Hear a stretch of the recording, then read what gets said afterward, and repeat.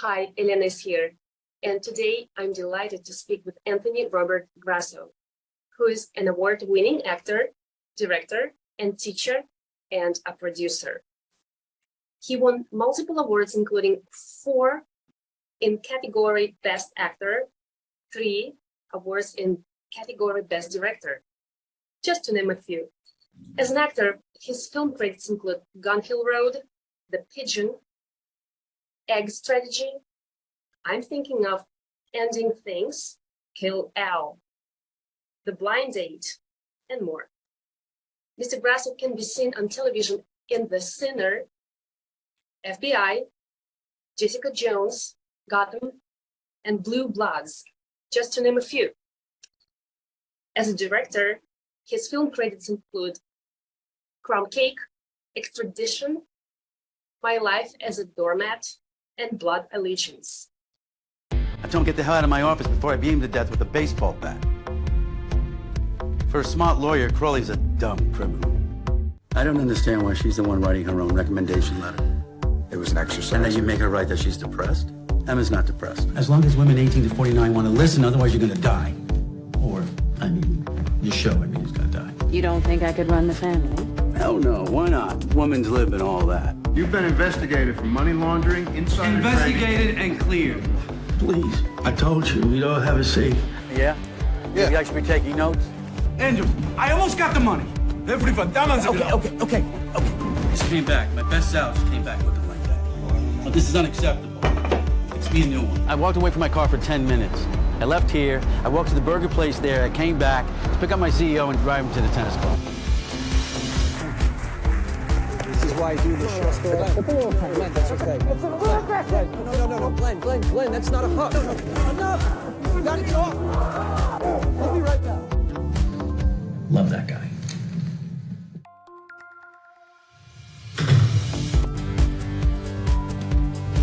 Welcome, Mr. Grasso. Hi, how are you? I'm good, and I'm delighted to have you here. Thank you so much for sharing this afternoon with me. Oh, well, thank you for having me. I would love to share your story with people because your story is so inspiring, your way to success. And I'd like to jump into something very exciting, your current work. So you just finished Game Night. Yep. Your film. Would you tell us more about it and what is your role in it? Sure. It's a short film. 2 friends of ours, Diane is my wife. She's also in it. Diane Harrington, and a friend of mine, Rob Figueroa, and Lisa Monticelli. They and I had dinner with my wife, and we were talking about working, and Rob had an idea. He says, I want to write something and direct something. So he started writing this evening about 2 couples get together, have a game night, and it goes terribly wrong. It's about truths, and it's like a truth or dare kind of game. And truths are revealed that can't be taken back. So it blows up pretty badly, but it's a lot of fun. I am one of the producers along with Diane and Rob and Lisa. So when the film will be released and we can see it? Well, we just wrapped about 3-4 weeks ago, not even 3 weeks ago, and Rob just came back from vacation. We're going on vacation. I'm actually teaching in Barcelona. So it probably will start getting a first pass on an edit, I would say, in the next month, and then hopefully in the next few months it'll be at a place where maybe they'll start adding music and color correction. So I'm going to say 4 months. Okay. Yeah.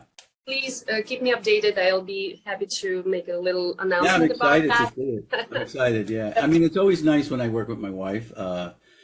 And a lot of people say, what is it like working with your wife? And I say, well, we've met as actors, and we are at our best, I think, when we're both in the same place. You know what I mean? So when I'm busy and she's not, it's always kind of, not that it's weird, but it's, I like when she's able to be there with me. So, and vice versa. I like to be there with her. So she's an amazing actress. Oh, thank you. I had an interview with her. This is how I got to know you. And yeah. I mean, she said to me, you should interview with you. Wonderful. Well, I Yeah. think No, my pleasure. So sure. yeah, Game Night is the latest thing, and Ivy's Dream is another film that I just wrapped. Maggie Alexander is the producer, actor, main actor with me, and it's directed by Louis Lucci, and it's kind of like a Who's Afraid of Virginia Woolf meets Rabbit Hole. I don't know if you know those plays, but they're Yes, I know. okay, good. It So will they're very classic. yeah, they're filled with love and um, a lot of toxicity in the relationship, and stuff comes up again. I do a lot of that stuff. I don't know why, but that one I had to audition for, which I was happy to do. Once I read it, I thought I would love to do this part, and I was really thrilled that I got it. And then there's another feature that I think I mentioned earlier to you that I can't mention the name yet because it's coming out and we had to sign an NDA, but I can say it's a great little film. It's a feature length. It's a Tubi original, and I have a supporting role in that one, and it's fun. It's fun. It has some violence. It's good stuff. And also another one you're currently working on called The Long Commute. Could you tell us more about that? Well, The Long Commute was a passion project, actually. About 8 years You ago. produced it, right? Yeah. I have produced it and co-wrote that with Miguel Garzon Martinez, who has become a really dear friend and partner of mine. Whenever I get to do something, I usually ask him to help me out and come along with me. But it was a passion project because I wanted to talk about father and son relationship, a parent to an older actor, character. And because I had just lost my mom about 8 years ago, and I lost my dad 28 years ago. So there was this kind of feeling I wanted to kind of talk about, the age, because I had a great relationship with my parents. And then I thought, what happens if I didn't have a great relationship with them? What would that look like? So when we started to come around with an idea, there was an elder gentleman that I'm very dear friends with named Godfrey J. Rayner. He plays my father. He's a Brit. So I had to do a British accent, and we played father, son. He plays an aging actor who was once very successful, who now has dementia. Oh. Yeah. And my character is kind of estranged from him, and then gets called to come help him, and he hasn't seen him in years. So there's this weird kind of, reconnection that I didn't want to do. And then it turns out that it was a very strong film about forgiveness. And because he was not a great father in the story, he was always on the road, he was always traveling. And then he left my mom in the storyline. So I'm also playing the dad in the story, and my actual real daughter, Jolie, she plays my daughter in it. So that was a blast. And then Diane was the co-producer. She was also the script supervisor. So that was a real passion project. That was the first time I actually ever got into creating my own content directly from scratch. That was awesome. And it won awards, and I was nominated a couple of times for Best Actor. So that was exciting. But this makes me think that makes me remember actually, because I know that films based on personal stories are the most successful. Isn't it true that they relate to us, to the audience, because you kind of you write the story based on real life, real relationship, like as you say, you imagined in your actor's imagination, how would it be if you had not great relationships with your parents? Yeah.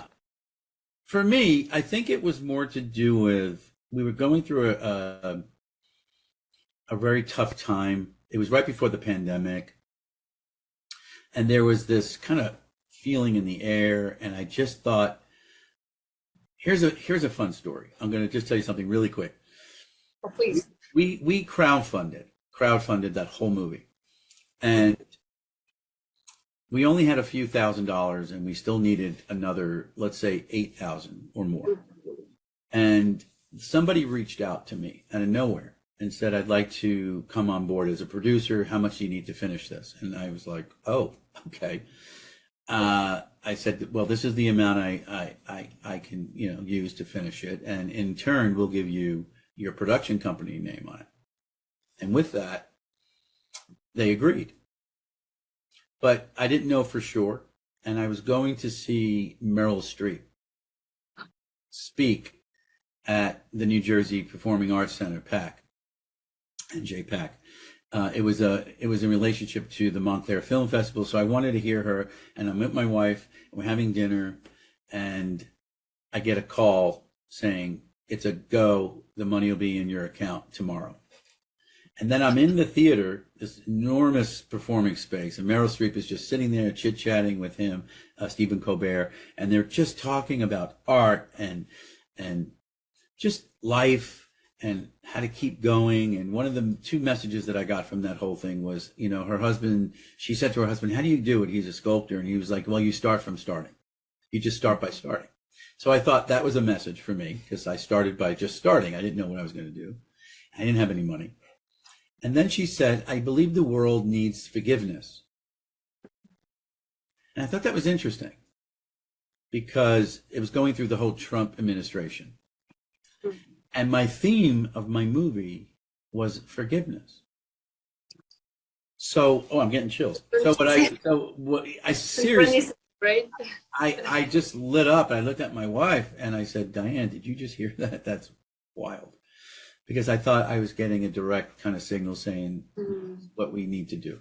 So that's kind of how that happened. So that was a fun story. And yeah, I'm very proud of that film. There's a scene in it where Godfrey J. Rain, who plays my dad, is having what they call when you have full-blown Alzheimer's, you go in and out. And he was having an episode, and he started to freak out while he was going to bed, and I had to calm him down. And because he was an actor, I immediately grab him, and then I started quoting Shakespeare from a role that he played. And it was King Lear, and he starts to come out of the episode, and he starts to recite with me, and I calm him down. It's such a beautiful scene. They're coming to get me! They're coming to get me! Howard, They're coming to get me! no. I'm here, and I will protect you. Look at me. No, look at me. Howard, rumble thy belly full. Spit fire, rain. No rain, wind, fire are my daughter. I tax you not, your elements. You elements. With unkindness. I never gave you kingdom.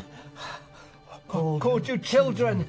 You owe me No subscription. Then let fall your horrible pleasure. Here I stand, I your stand slave, your slave, a poor, infirm, weak, and despised, old. despised old man.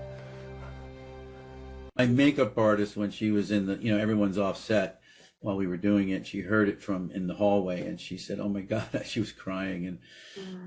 And we did a lot of research on that. And I was really proud of the fact that I had many people who had suffered, parents with dementia, Alzheimer's, that came over to me and said, you really nailed that. And so that to me was like the responsibility that we had. So to me, a lot of it is to do with real stories. My dad and my mom did not have dementia, but I wanted to investigate that whole subject because I have a lot of friends, parents who do. And I wanted a strong storyline. So that's another reason why we did it. And I thought, as an actor, my memory is crucial. So I thought, what happens an elderly actor loses their memory of all the roles they played? How awful. It just really just blew my mind when I really researched that. So that's why I wrote that, came up with that idea. Some people I've spoken on this channel, they also created some work around dementia, and I'm sure you know those people. And it's Yeah, as I mentioned before, so I think it's the most touching and successful work is what relates to us, to people, to Yeah. humans. Yeah. It's also such a tragedy, to watch someone slip away, and especially ones you love. I pray that none of my family members have to go through that. I just, but that's the thing, we don't know, right? We don't know. And another work that you did as a director, the work of your wife, Diane. Oh yeah, crumb She cake. wrote Crumb Cake. Yes. Yeah. So another partly personally based story. Which Yeah. is amazing. And I saw the whole film about three sisters, and you won Best Director. I for- did. I tell you, that was such a surprise, and it was at the Southern Shorts Film Awards, and we were watching it online because of the pandemic, and this other film was winning a lot of awards. So when you see a film starting to win a lot of awards, you just go, because I was nominated, but I didn't think I was going to win, and I got called, and that was really shocking and exciting, because it was my heart and soul went into that. I did that for free. I did not get paid for that. I did it because she was my wife and my partner. I took that very, very personal from my wife's point of view. I wanted to pay homage to the story that she wrote, to make sure that her sisters, because she has two sisters, and her mom is alive. In the story, the mom's not. And that's what brings them together. But I wanted to just keep the integrity and the respect. That was my job. And the love. To me, everything always starts with love. Every good story is about love. No matter if it's a horror movie, it still has to. But that was an exciting project. I had directed the play version of it, which was called For My Daughter. And it was a little different. And then Diane rewrote parts of it to suit the film, medium. And then I got to do that as well. And I was really happy, because at that point I had directed 5 films prior to Crumb Cake. I did Fresh Air, Blood Allegiance. Fresh Air was another film with Duffy J. Rayner.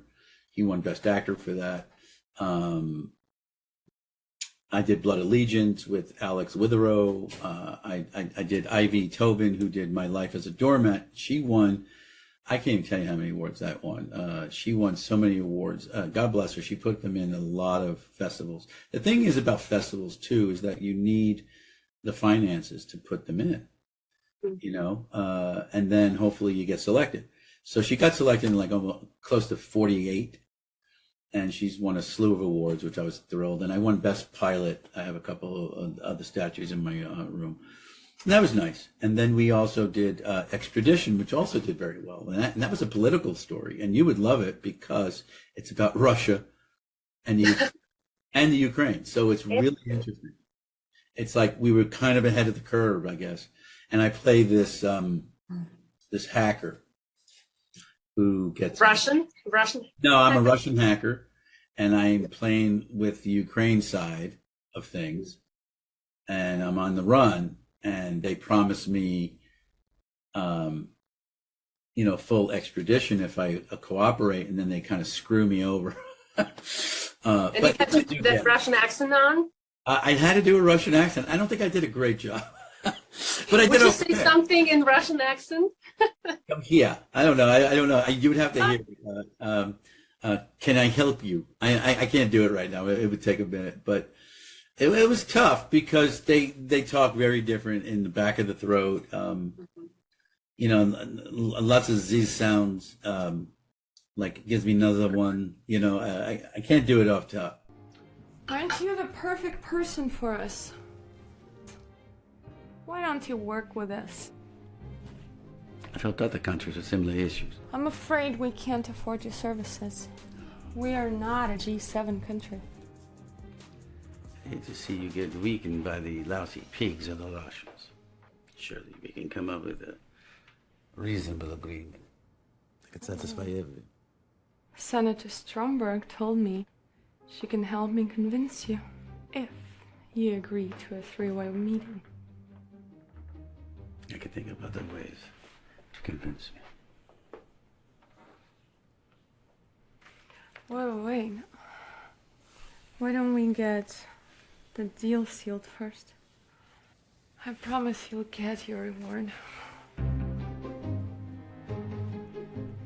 Nice talking to you. We shot that in a hotel room, and we made it look like 3 different locations. Amazing. Crazy. It was crazy. And You had then, a great location manager. and well, director. the woman who was producing it and the other female, it was Kristen Samuelson and Anna Just. They got a beautiful suite, which they ended up bumping us up to the penthouse. So we had a living room, we had a foyer, we had a piano, we had a bedroom, and then we had a balcony. The balcony was supposed to be used, but it poured. So I had to split the room up in different places and re-art direct it. So I had to art direct it. So that was interesting. And it went 16 hours. So we did a day and a half overnight. I got to my stuff. This is why my work, I think, wasn't as great as it should have been. I think it was fine. I had fun. I was nominated a couple of places, but I shot mine at 6 a.m. in the morning, most of my material, because I wanted everyone else to go first, and then I went last. So I did all my close-ups. So it was kind of hard. So did you work overnight Yes. until morning, and you still acted in the morning? Yeah. So I got there at 2. We started Incredible. at 2, we loaded in at 2, and we left at 8 in the morning. And we went all night. So, I was half asleep trying to learn my lines, do the accent, be a director, kind of pop out, look at the monitor. It was pretty nuts. But you know what? I'm pretty proud of it. And it did very well. It won a lot of awards. I got another award from them. I won Best Director for that. So that was nice. So, you just never know what it's going to be. You just do your best. And that's all I always tell my students, and all my friends, just do your best. I always bring my Sure, and we'll get into your teaching later. I'd like to ask,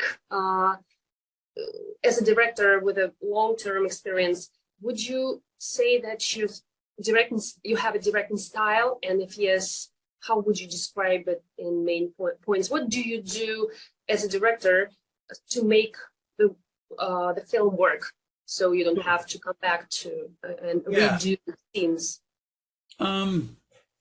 It's interesting. I think I'm an actor who directs. That's my way I like to look at it. I'm a filmmaker because I learned about film through acting.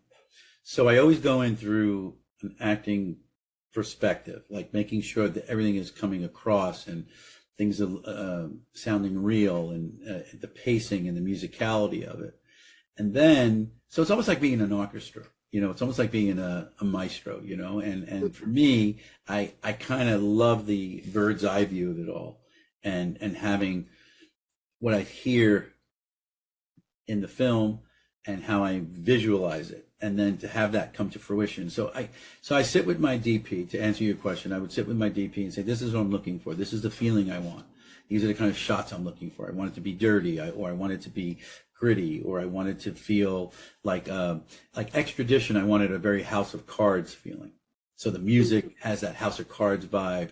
It has this drummer, so I knew what I wanted in that. But usually I got to say, for me, it's kind of just starts to come together as I'm working on it, when I'm reading it, when I'm working with the actors. Like, for example, in Crumb Cake, the ending was supposed to have been where they leave from the front door that they came in the opening. And when I was on set, they had these big pocket doors that opened up, like, French doors rather. I said, ooh, maybe we can use the French doors, and I'll have it close as a bookend and almost like the mother was kind of be like the fourth character. And I really wanted that. And that came out of the moment. I didn't plan that. I just came up with that right then. And then when I was doing Expedition, because it rained, I couldn't do my scene on the deck. I said, all right, we're going to use the big parlor with the big piano. And then I said, I'm going to fake it like I'm playing. So I literally faked it like I was playing, and then I had my composer add music to it. So it looks like I'm playing the piano. That's cool. I'm going to do that, you know. I just thought that was a cool thing, you know. But that makes me think about also, let's jump into that quote of Walter Brandeis. Yes, Brandeis. Yes, Walter Brandeis, who wrote the story, and he told about you that your choices as an actor are, let me find it in my notes, bold and, oh yes, the choices that you made were bold, brave, and extremely complex. And he said that about you for your work in Kill Al. And I just want to refer his quote about you.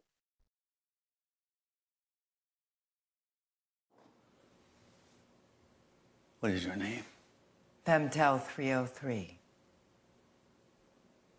Well, 303.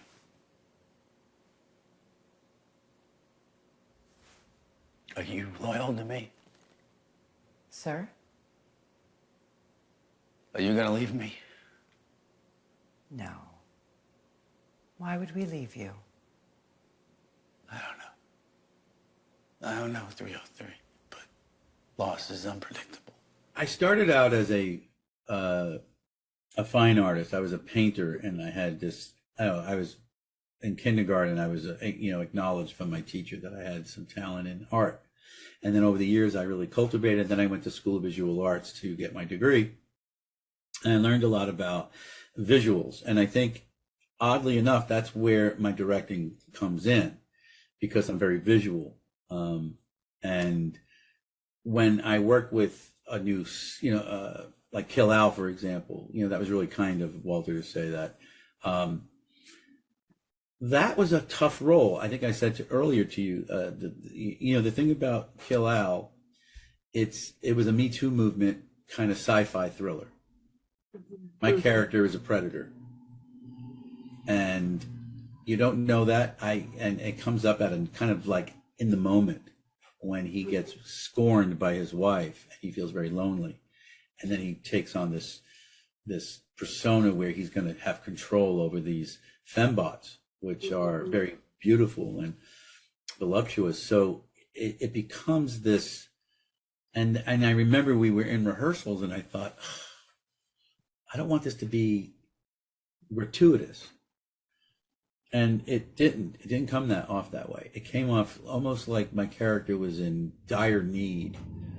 And I wanted to play with that dire need to feel accepted, feel loved, and feel better, make me feel better, because I was in pain and I was drunk in the storyline. And when I was telling my students, I talk a lot about stillness with my students, and I talk a lot about taking up space and how to just be on camera and not feel obligated to do anything and just allow yourself to breathe. That was really hard. There's another scene I can send you where it was one take, almost one take, and it went on for 6 minutes. And it's so powerful, and it's so intimate, and we shot that very late at night. It was like at 2 a.m.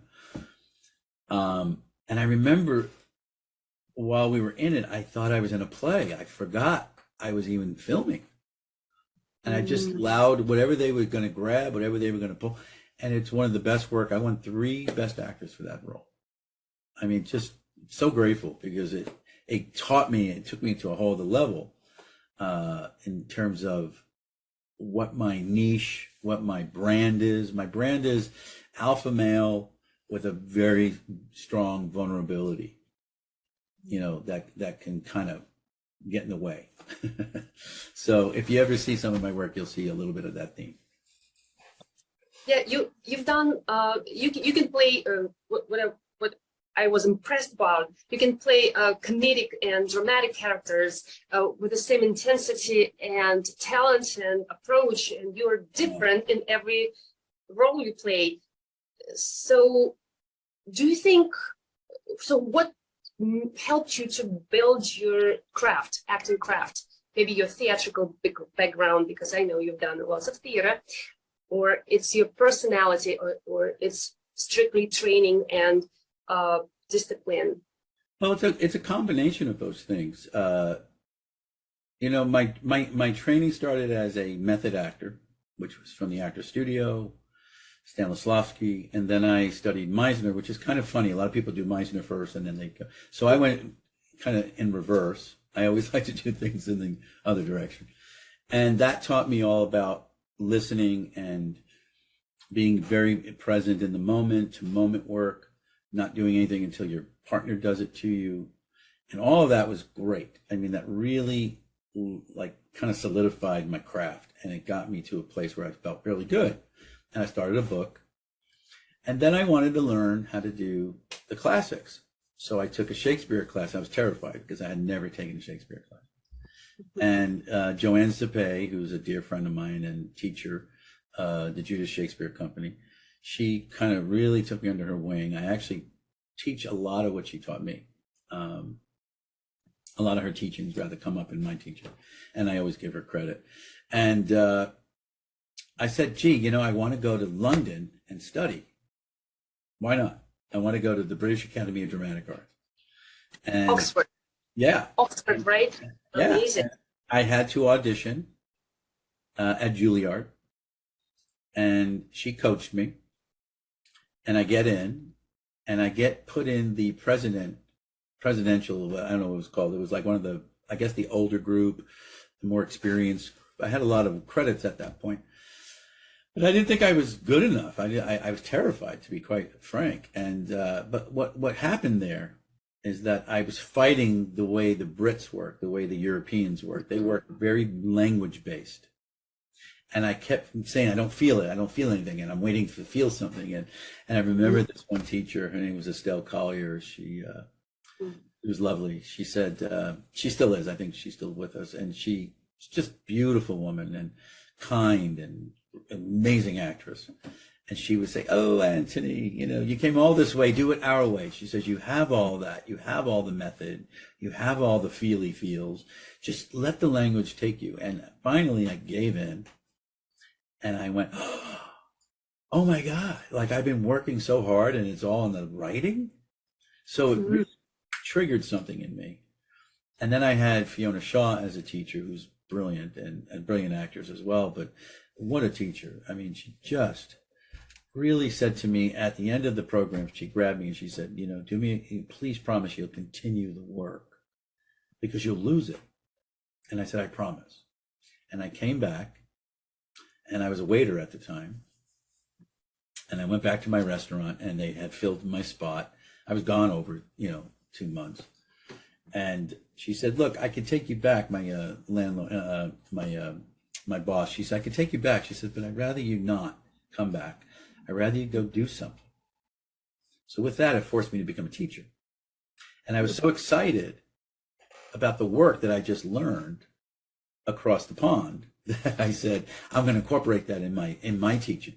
So what I do is I use language base, I use Meisner, and then the method is just how to utilize your own experiences, your sensorially, all your senses, just getting your imagination to a heightened degree, and then allowing personal stuff, personalization to really come and play if you can tap into it. Some people have a harder time with that.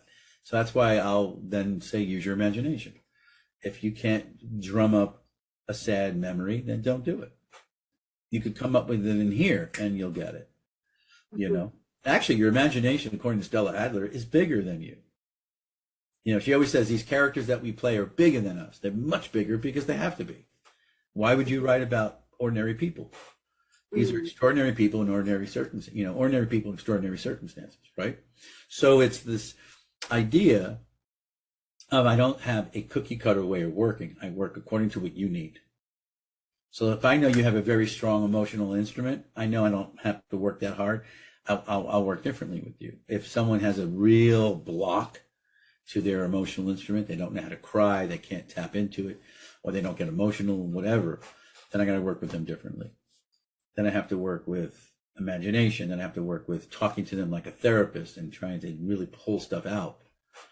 and then just catching a word or two that really starts to trigger. I'm all about triggering, and I'm all about, when I teach anyway, I'm all about duality, because I don't think people are what you always think they are.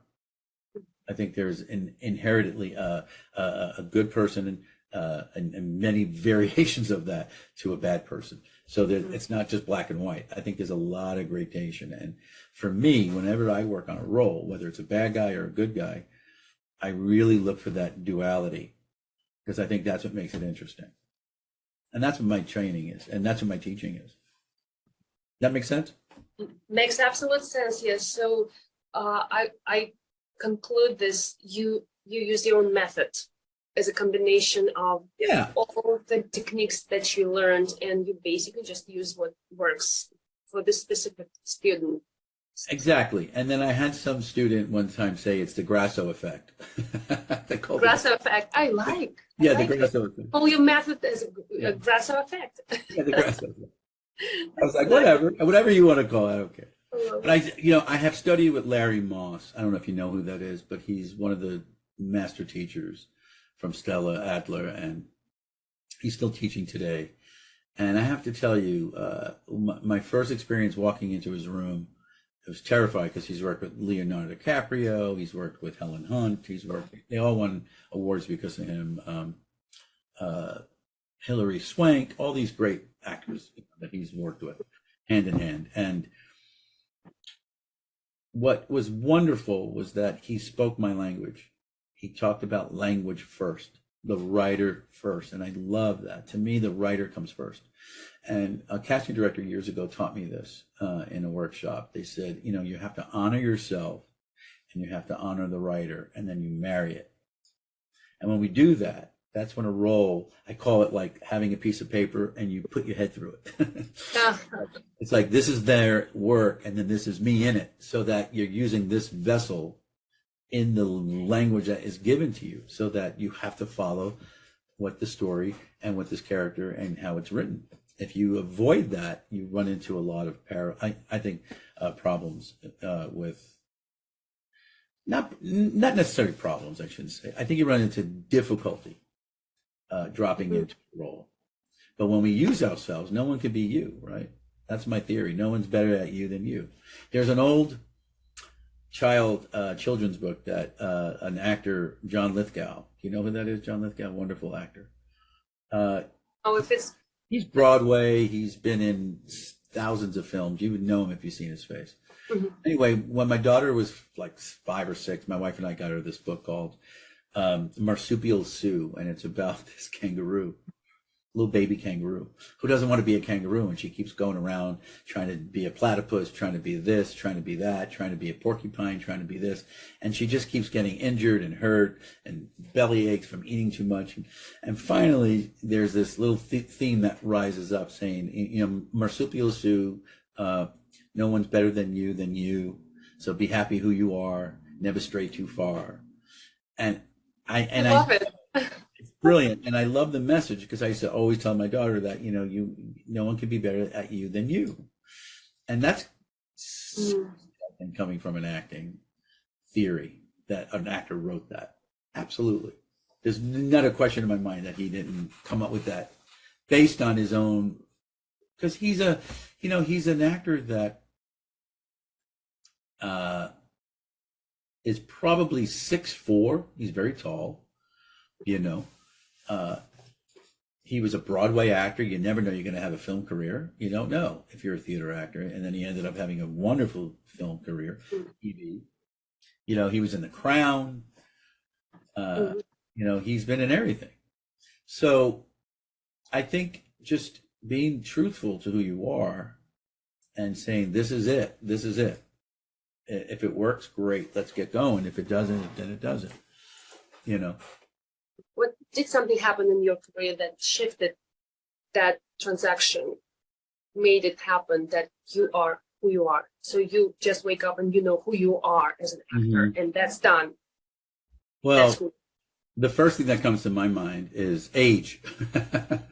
Okay. The only positive of getting older is that you give less. Can I curse? Can I curse? You give Of less. course, you can curse here. You give less fucks. You really give less fucks. You give less fucks what people think of you, and you give less fucks what people how they feel about you. That's one. But I like it. you know, because I was a young actor, I was 19 when I was actually in Italy, and I was painting with a group of painters from my painting class in SBA, and my teacher, he was with us. He brought his girlfriend who was a soap star. I didn't even know who she was, but she was a big name in the soaps, and everybody knew who she was or wherever we went. And I was fascinated. I didn't know who she was. And her name was Elizabeth Hubbard. She's lovely. Oh, Yeah. So we started chatting one day. I'm in the Piazza di Novola, you know, and she said with her friend, why aren't you acting? Why aren't you an actor? And I was like, I always wanted to be an actor. I said, but I wouldn't know what to do, you know? And she said, all right, here's what you're going to do. And she gave me a couple of things to do, and I followed it when I got back to the States. I figured, why not? Let me check it out. Because I had many signs throughout my life, many signs throughout my life that I should be doing that. And I'll tell you two of them. what were the things that she Okay. suggested you to do? Well, she suggested that I work on my accent. I had a heavy Brooklynese New York accent. It was heavy. And my brothers are still in Brooklyn and Staten Island, and I can easily bring it right back. And then she wanted me to study at this particular place, which I did. But before I got there, I was 15. I was going through a very dark period as a teen. And I was hanging with the wrong people, and I was getting into trouble, and I wasn't going to school, and I was just really just kind of lost, I think, because a part of me was so, I was thinking in color, and I was around a lot of black and white, and I didn't understand what to do. So I just kind of got paralyzed, if you will.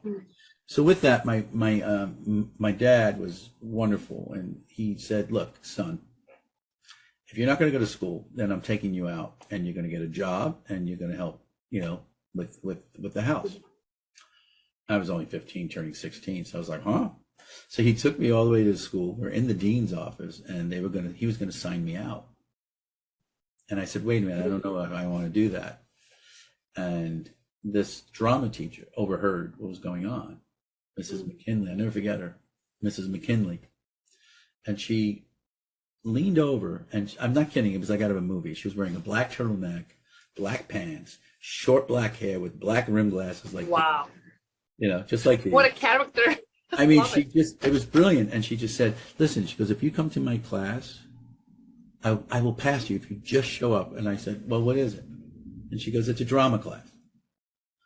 Okay, I go.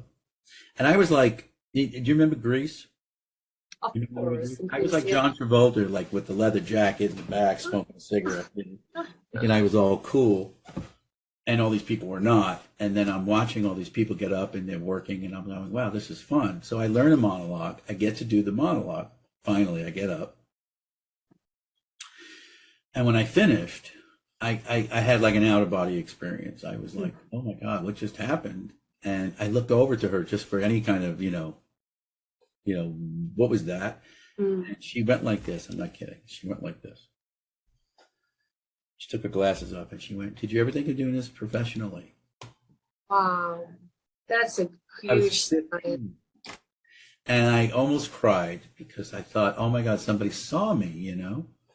So I said, yeah, you know, I thought about it. I always loved acting. I used to act privately in my house. And so with that, we remained very close over the next few years, and I graduated on time, and I was very proud of that because I was a year behind with all the absences, and I had to really make it all up. So I never got to do a play at school, but I went to all of them that she would, you know, direct.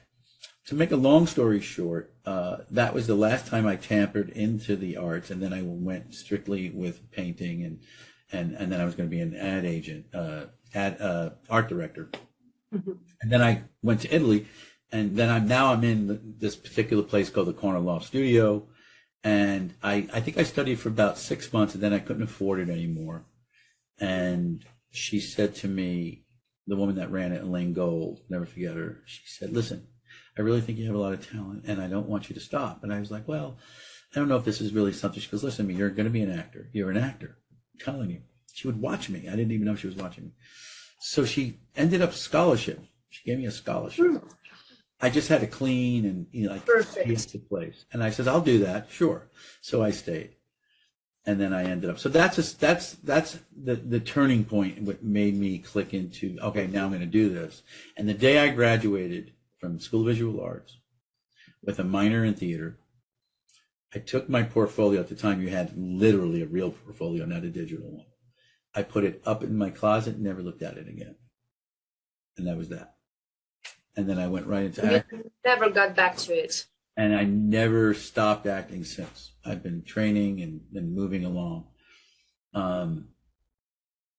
Yeah, so having people come through for me in ways, and as a teacher, I got to tell you, I have done the same with people who had hardships. I give them breaks. I have them work with me to give them some money off. I'll scholarship people just because I give it back. They did it for me. So that's one of the things that changed my life. And then the other one was when I lived on 45th Street in Hell's Kitchen. I lived right around the block from the Actors Studio, and I used to go there every Tuesday and Friday. For about good 3 years, I went every like clockwork. Wouldn't miss it if you tried. It was like going to a holy religious experience. And it's a church. It's a great space. And I had Ellen Burstyn and Al Pacino and a lot of people come in through there and teach, you know, the sessions, or they moderate. They wouldn't say teach. They call it moderating. And I remember Lee Grant, one very cold morning, we were all shivering and we had our coffees, and I was about 27. And she looked up at every one of us. All the youngins were up on top. We were the observers, and then all the, you know, the members were below. And she said, I want everybody to look around. It's 8:30 in the morning, and there's only a handful of us here today. That means you got up to be here. This is very special. And I never forget that. It made me feel like it was special that we all came together to watch work, to learn, to share. And then I knew I would never stop doing that. I would never stop. Knock wood, I've never stopped. Twice I tried to, but it didn't happen. I didn't leave. Why did you try to stop? Well, financially, you know, I had the family then I got married and I had a baby, and then I said, all right, I'm going to open up my own studio to make some, you know, money as well as doing what I love. I did that for a while, but I had a partner, and then the money, we went through the whole 2009, we had the big, you know, inflation and drop of Financial crisis. Yeah, it was bad. It was a depression. So everything just seized. So really couldn't afford the two of us. So I almost went and worked at A&E. A friend of mine put me in to a job there. And I'm going to tell you this. First day I get there, I'm feeling so out of, like, I'm in the wrong life. I literally felt it in my body. And by lunchtime, I couldn't do it. I said, this is... I quit same day. You quit on the same day? I quit during lunch. I called my friend who got me the job, and I said, listen, I love you for this, but I can't do it. I'm not a 9-to-5er. I'll never be a 9-to-5er. I can't work in a cubicle. I can't. And I called my wife and I said, are you going to be upset? She went, absolutely not. And here's the wildest part of the story. When I leave, I have to take the crosstown bus back to Port Authority so I can get home. I'm on the bus and I'm feeling all kinds of uncertainty, you know, like, did I do the right thing by leaving? Maybe I should have gave it a try. And this young man goes, hey, are you Anthony Grasso? And I went, yeah. And he went, I just want to thank you, you know, because my studio that I ran, we used to bring in agents and casting directors as well as me teaching there. He said, because of your studio, I got an agent and I booked a role. And amazing. And he said, I just want to thank you. And again, almost had a moment of tears, and I just looked down and I said, "Thank you for telling me that." And I looked up like, "Okay, I'm on the right path back." I love this. Isn't that great? That's just like I'll never forget that. It was so. That was God winking at me, as a friend of mine said. God gave me a little bit like you're doing the right thing. So look, here's here's the thing I tell my students, and Yeah, I'd like to speak about ARG Studio, yeah, sure. your own studio, and I'd like to share the program that you have there and what people can expect, your new students, what they can learn. You have 5 classes, right? So Yes. let's I talk had about it. 3 on Zoom because when we had the pandemic, I moved everything to Zoom. Mhm. Now I'm back hybrid where I do 2 in person, 3 Zoom. So I do have a really great 2 nights where I'm in person and doing the work. I miss that. I love it. I love it so much. I think we need to be in a room. And don't get me wrong, the Zoom is great because now I have students who live in Boston, California, Alabama, Philly, LA, Chicago, and then I had a guy in Brazil, and then I had a guy in Ireland. So you can't have them in the room. So Zoom came really in handy in that respect. So I'm really proud of that. But the in-person is just so wonderful to play and get in there and touch people, What they can get out of my class, and I tell people this, look, my class is for the transitioning of theater to film. So let's say you're an actor who's only done a lot of theater and they're real broad and they have a great booming voice. Everything about film now is in reverse, so that everything's the same in terms of being truthful, being honest, but you have to keep it all very intimate, and there's a different way of just using the instrument. So it's relearning how to play with what's already there. So I prefer people with prior training, because I don't think, and I think I said to you earlier, I don't think anyone should just go right in front of the camera if they have no training at all. I think they need some basic training. They have to understand the dynamic of the structure of literature, dramatic writing, and then I think that they can then venture into going into TV and film. Now, granted, there's a lot of actors who, just went right to film and TV and never stepped a foot on stage, and that's fine. But for me, I prefer a little bit of training or experience, one of the two. So that's, and then when they come to me in Zoom, it's mainly an audition technique workshop. So it's like the way we are right now.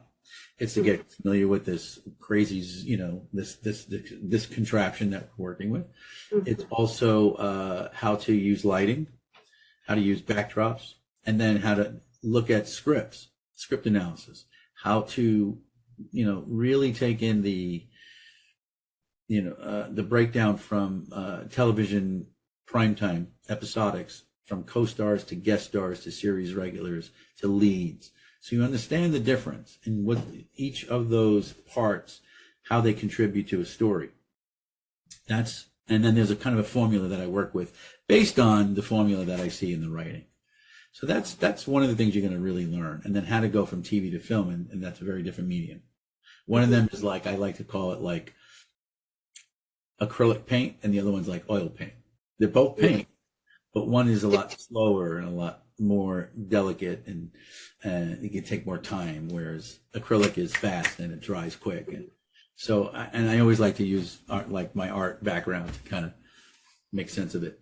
So I love that. And it's been great I had 30, actually, I'm sorry, I had 46 bookings last year from alumni to current students, all in 1 year, all from Zoom.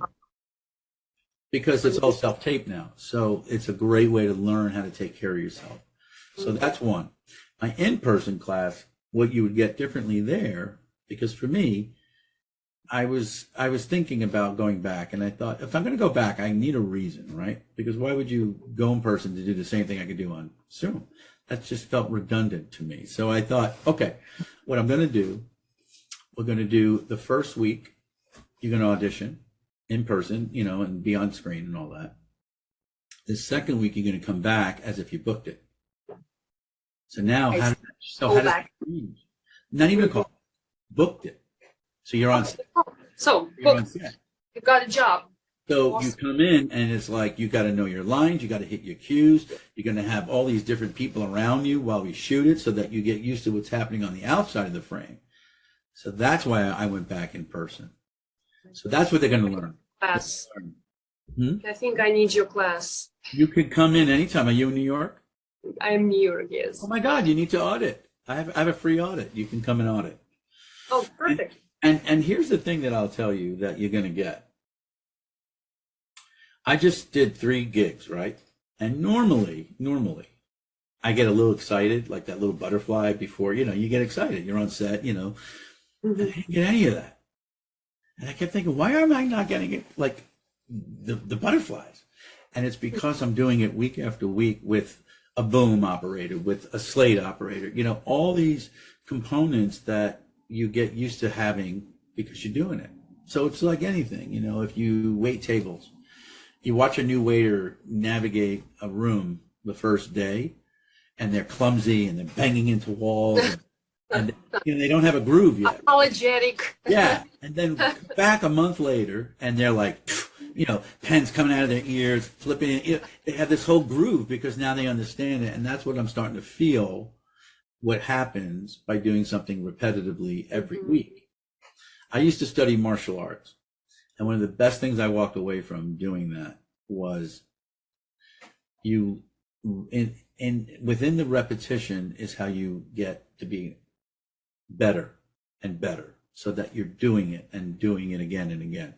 So having you break down a script every week, having you break down how do I work on a co-star versus a guest star? What do I need in this? What do I need in that? That's what you're going to walk away with, so that you have a way to kind of make a foundation or scaffolding around a script, so that you know what to do without maybe having a coach. So you can start taking care of yourself. So that's my goal with my students. And I have students, by the way. I had one that was almost 9 years with me. Isn't that crazy? Almost 9 years. And he finally just took a break because he's working a lot. And then I have another student who was from Boston for the last 10 years. And she would come in every other month, every 2 months. And it was a problem because whatever she would learn, it slipped because she couldn't be there again and again. Since we've been in the pandemic, she's doing it now from home, Boston, Zooming, and hasn't missed a class in 3 years, consistent. Wow. And I just tell you, the work she's producing right now is astounding. Astounding. And I just said to her, this is because now you gave yourself the time. So it's for me, it's a gym.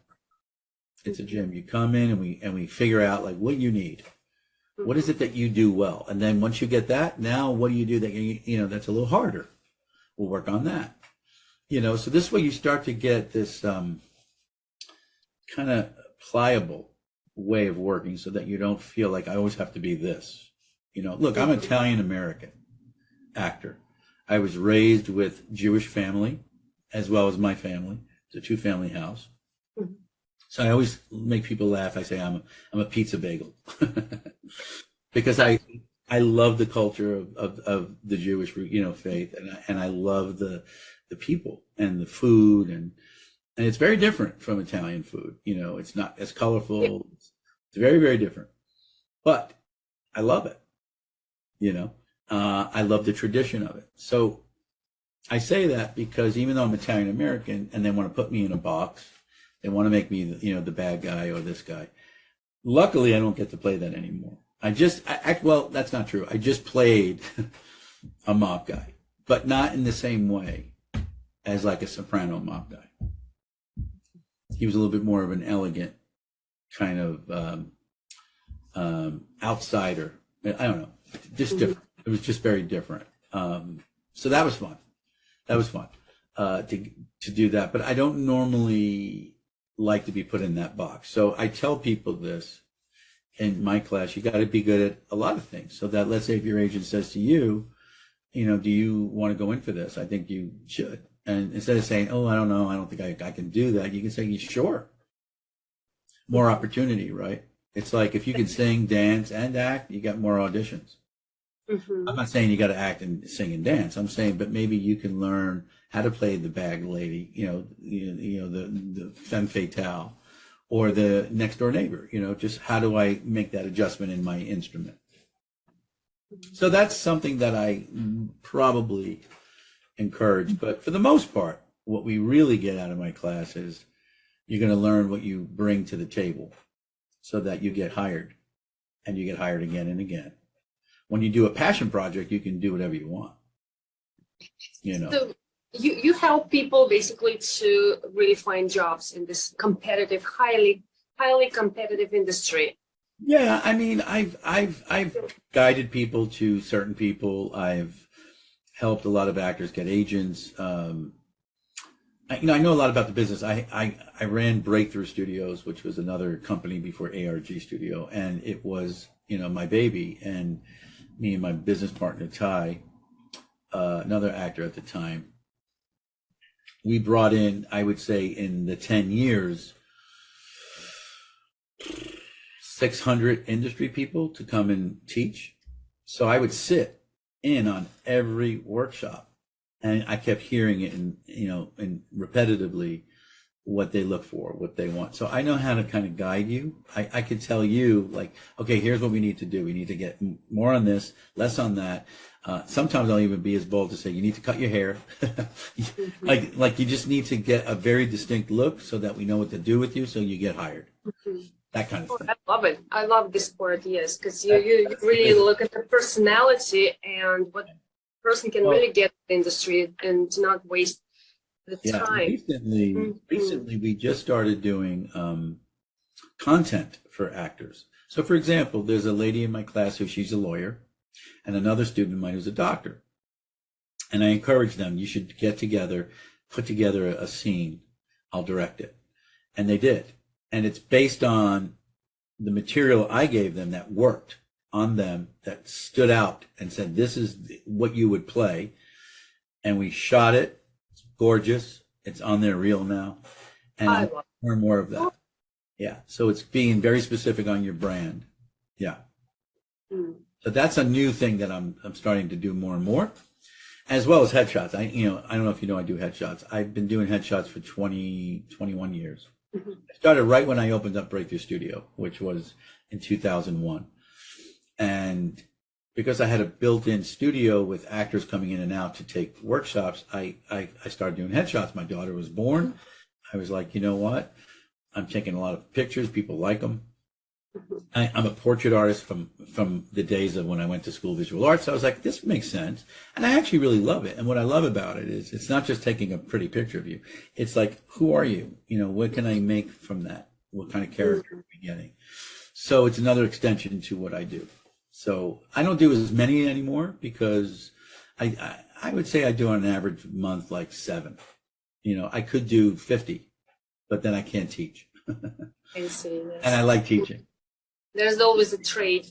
Well, there's something about teaching that it's like being a director. It's like being an actor, breathing together with other actors. It's great. It's great. So I love that part. Any other questions? What would you suggest young actors or actors who just begin in the industry and they see this competition? So what would you suggest in order to keep going? And regarding the breakthrough, what does it take to break through in this industry?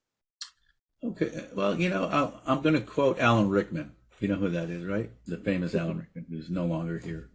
One of my favorite actors. He said, forget studying from the top. He's like, what you need to do is understand literature, read paper, understand people, travel, live a life, and then you train. So what I tell a lot of my students is you have to feed the well. You have to fill the well. So go and have a life, fall in love, have a breakup, have a baby, don't have a baby, get married, whatever that is, travel, study other cultures, study people, learn empathy because of it. This is what makes, I think, a well-rounded actor. So what I would tell a young actor is train and train and train. Don't think it's going to happen fast. You know, today everybody's with their selfies and, you know, doing their own little private stories. And that's great. I think, you know, Francis Ford Coppola, I just watched him say something in the 70s when he was doing The Godfather. He said, my wish is that in the future, people can just pull out a camera and start creating their own content. And people are doing that.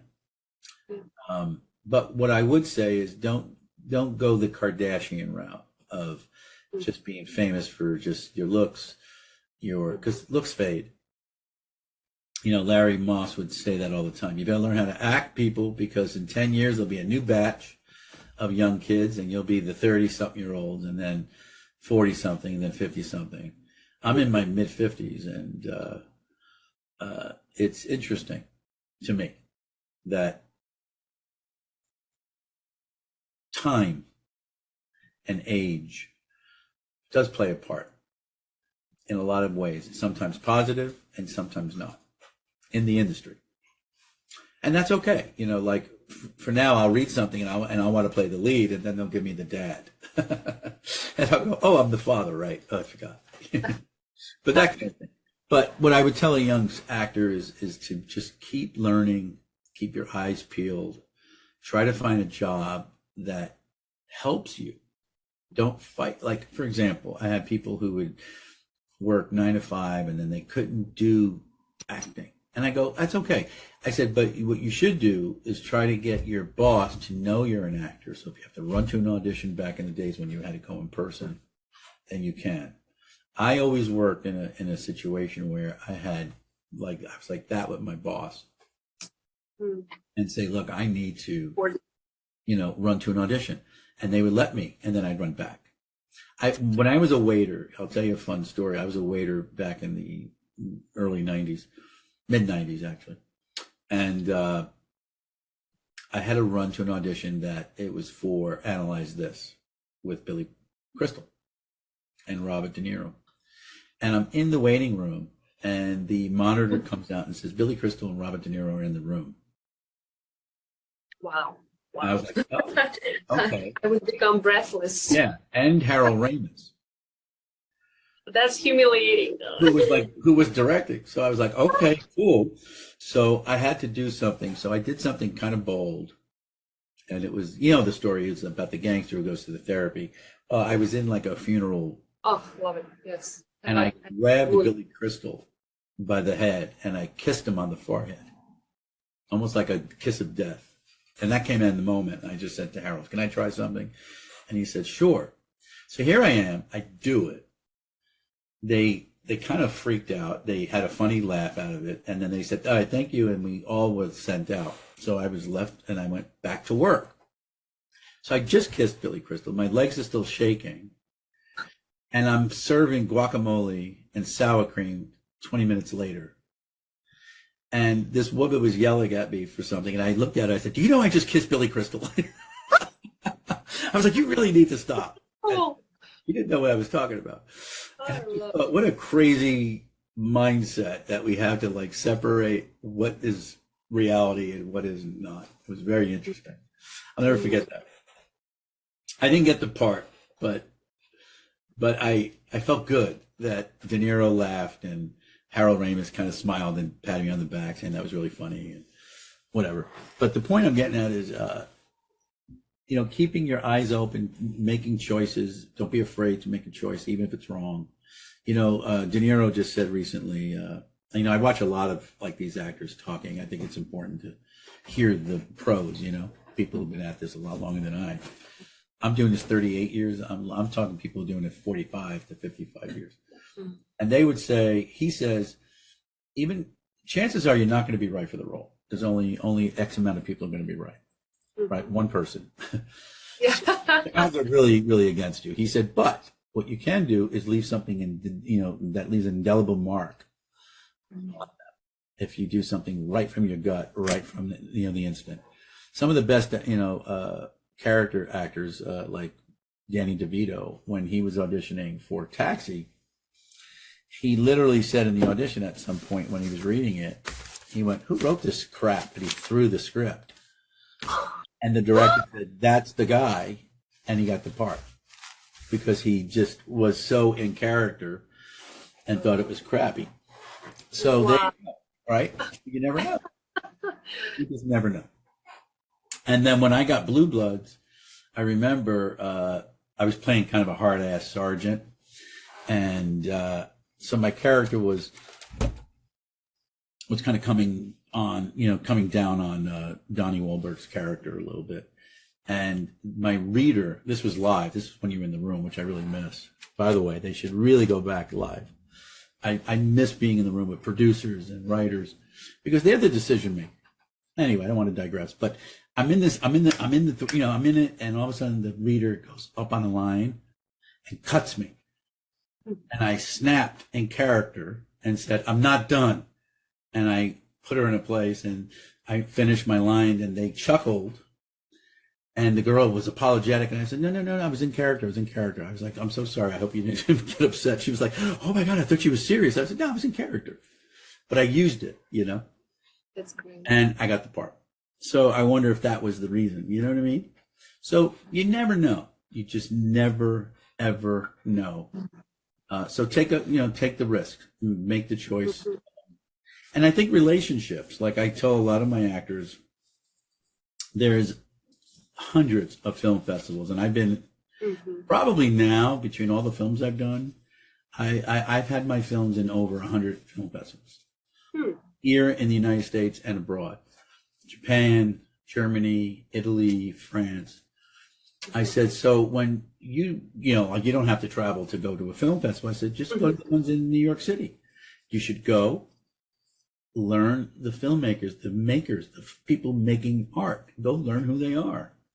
Take a little book and write notes. I need to follow this director and start following them. Maybe go over to them and compliment them. And, I got to tell you, when you're at a film festival, you're very vulnerable because your work is being displayed. And when people respond to it, you get very kind of open and you go, "Oh, thank you." And then you say, you have a card. What do you do? And then people give each other cards, la, la, la. Yeah. And I just told my class the other day, I said, you can get a barcode now with all your stuff on it, which I have on my phone, and I don't carry cards anymore. And this was taught to me at a film festival. Another guy said, "Hey man, forget the cards, use this." And I quickly scanned them, put them right in my phone, bang. How awesome was that? So I said, what you need to do is then start following them on social and just stay in touch with them. You don't have to kiss their butt. You don't have to try to get anything from them. I said, just become a part of their world. Network. And their work. And then I've gotten more work at film festivals I can't even tell you. And not because I went over to them, it's because I had films there as well, which is always easier. But even if I didn't, I would say people that I never met before, if they didn't see my film, they heard that I was an actor, I'd give them my card. And then, if they're intrigued, they'll look you up and they'll take a peek. And if they take a peek and they go, "Oh, I like this guy, I'm going to keep him in mind." That's how I got few roles, direct offers. And then one I had to actually audition, which was cool. But the thing I'm saying is you have to be around the people making art. So I tell my actors that all the time. So anyone starting out, do that. Do as many indies, do as many student films, get yourself in there because you never know. You just never know. That's key. That to me is key. And then train with the best, find out who's the best trainer, what kind of training you're looking for, how long is your commitment? I don't think it's a quick fix. Acting is not like, "Oh, here's a 6-week intensive, done." No, no, that's to kind of elevate, but it's not to change you. It's to elevate your work. It's to give it even more refinement. So for me, I think if you're going to do Meisner, you should take the 2-year program. It's very vital. You can't just pop in and pop out. It's a 2-year program, period. If you're going to a college to do that, great. The thing that I also will say is learn how to be a business person. Learn how to be your own CEO. That's the hard part because most actors are not taught that. So you have to learn how to, what are the materials I need? What are the headshots that I'm looking for? I do consultations all the time where I'll meet with somebody who's kind of new, and I give them a blueprint of what they need to get done, where to go to get them done, and it helps them. It gets them at least started. So I do a lot of that. And that's what I would say to a young actor. And learn plays. Like, it frustrates me that we don't have bookstores like we used to. You know, luckily we still have the drama bookstore. But I used to sit in there for hours, and smelling. I used to walk in there and get high from all the Like paper also. yeah, you know, that musty print. I love it. And I'd sit there for hours and I'd read play after play. I have a volume of plays here from over the years. I've seen more plays than I can tell you. I probably see on an average year 10 to 15 Broadway plays. So That's great. Like almost every month you go out there on Broadway and see yeah, something. I'm going tomorrow night. I'm taking my wife, and we just went to see A Doll's House. We went to see the one with Isaac. I can't think of his last name. Oscar Isaac. Just went to see him. We just went to see Liam Polstad, which was heartbreaking. Just brilliant. Tom Stoppard, just brilliant. So for me, it's like, go see plays. I went to see Death of a Salesman, and I've seen many incarnations of it. This was basically the African-American cast, which was fantastic. I mean, and even if it's different, you know, learn from that. So I love going back to see a classic done again and again, just to see what's changed. You know, how are they incorporating? You know, I'm rather interpreting it. How are they doing that? What worked? What didn't work? And I tell my actors that I know it's hard because it's not cheap to go to a play, but there are ways. There's Today's Ticks. There's TDF. You can do rush tickets, last minute tickets. There's ways to do it. If you Yes. or work in the theaters. That's what I did. I was a 22-year-old, and I worked for 4 years doing headsets for people with hard of hearing. So it was infrared hearing aids. So what I loved about it was I got to watch a play every day.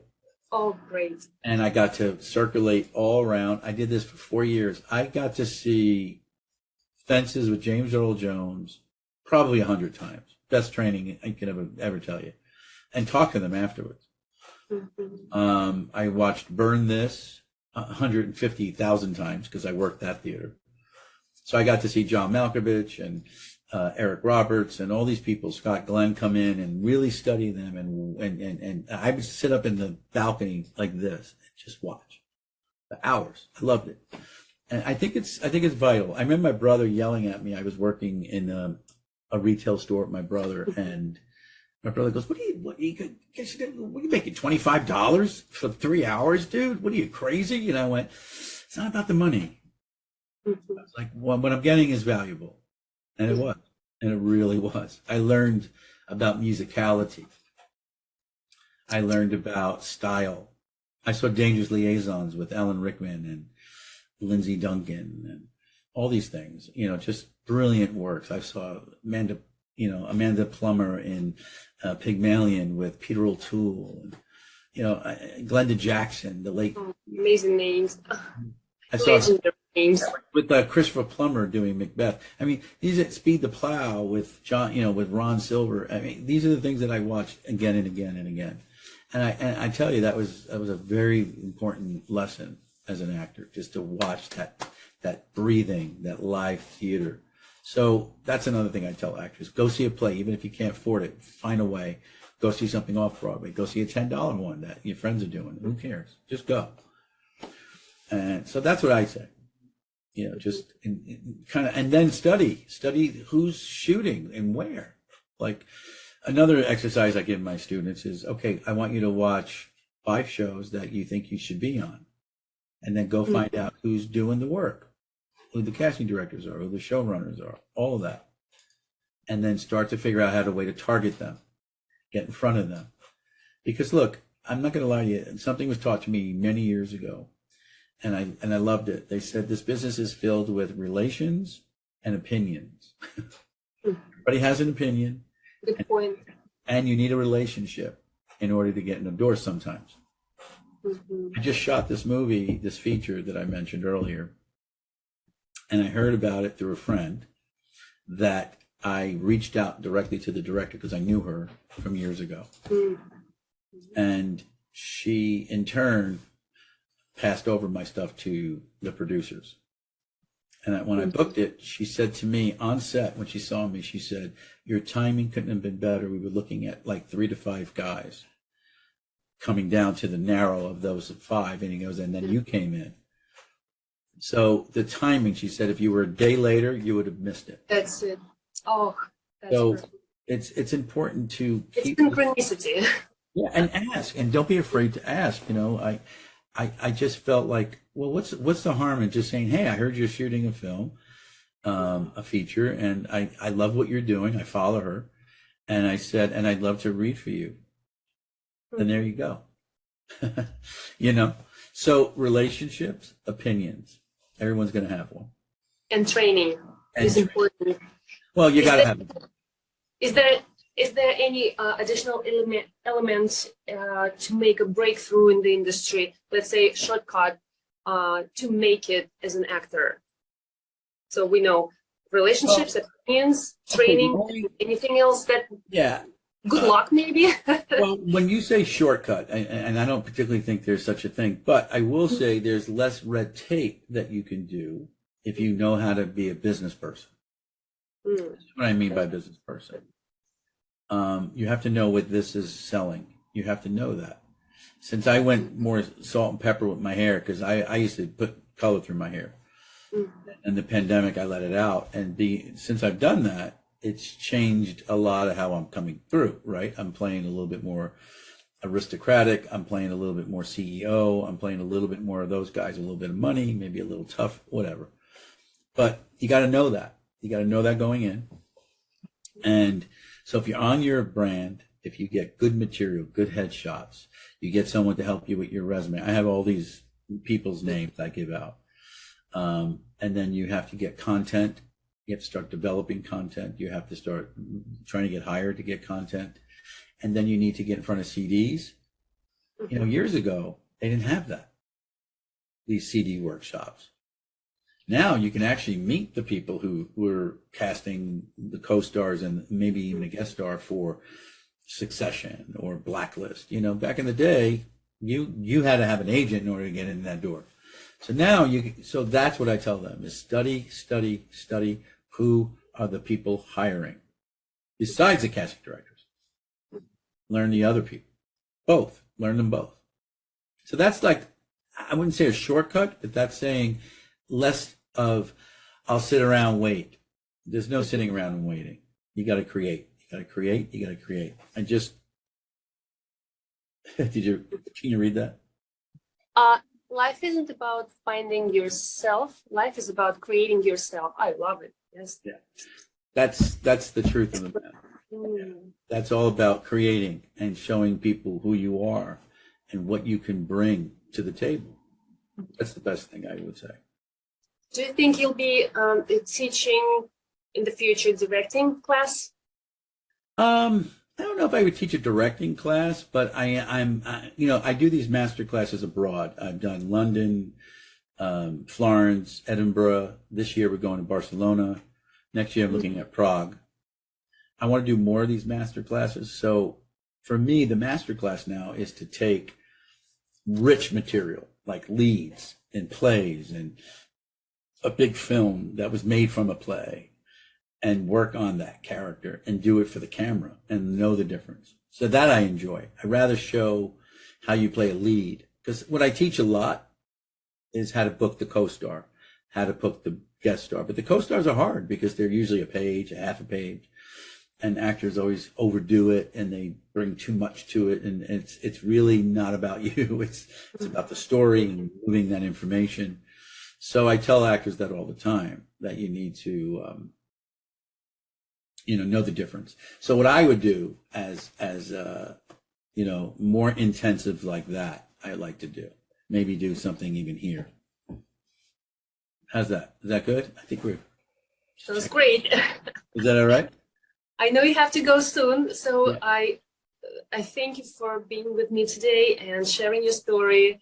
I love it. It's so much fun. I could talk Would you forever share with about us? Sure. Mr. Grasso, please share with us your website and social media so people can learn. Sure. Check it out and get direct links and look at your Absolutely. work, which I did. My Facebook is Anthony Robert Grasso. My Instagram is Anthony_Robert_Grasso. If you go to my website, actually, they're all there, and that's AnthonyRobertGrasso.com. And if you go there, you'll see there's an actor page, there's a director page, and then there's an educator page, which pretty much gives you my classes, what I do, how to sign up for a free audit. Once you sign up for a free audit, then there's like a kind of a pre-screening that we have. And then if you wanted to sign up, I'll give you a separate link to do that. So thank you for having me. It was a pleasure. Thank you so much. All right. Thank you. And this is Elena on Boost Your Creativity and Bank Account with Elena, the podcast which won 2 awards as the best podcast in 2 film festivals just recently. I'm very excited about this news. And please like and subscribe to my YouTube channel, EDC World Inc., so I can bring more successful and talented people to share their stories. Have a nice day. See you in the next video.